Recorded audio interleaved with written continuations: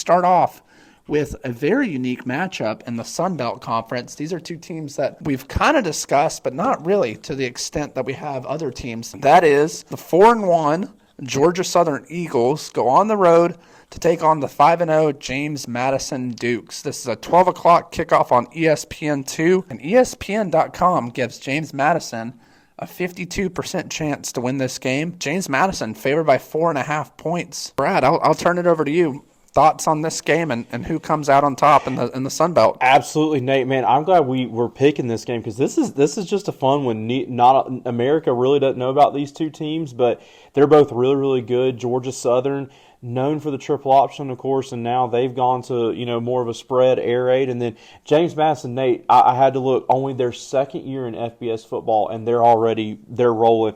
Want to give everyone a quick name to watch out for. That is James Madison head coach Kurt Sengeti. He's on the older side. He's 62, so maybe not going to get a big time job. But Nate, I'm going to tell you, if he keeps doing this, there might be a few bigger programs than James Madison come calling his name.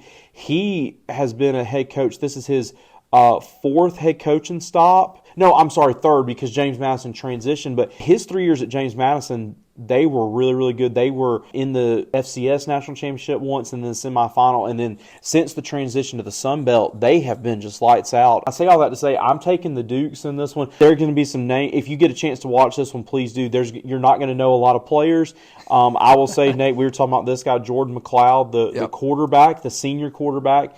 11 touchdowns with 3 picks. He's done well. Both of these offenses have looked, pretty explosive. Nate, this stands out to me. James Madison, for the year, only allowing 38 rushing yards a game. So that is a very, very good. They're struggling to stop people through the air, but that rush defense is very, very good. So give me the Dukes on Saturday.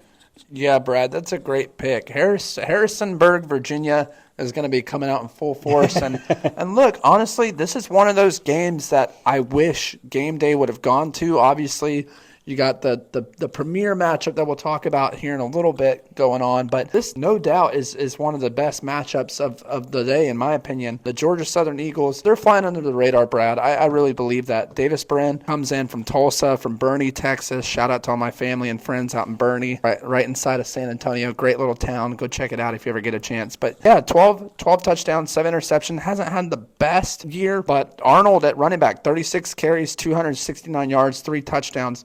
Georgia Southern's going to come out swinging in this one. They had a big win against Coastal Carolina, 38-28. And Coastal Carolina is one of those programs that, look, we've talked about the last few weeks.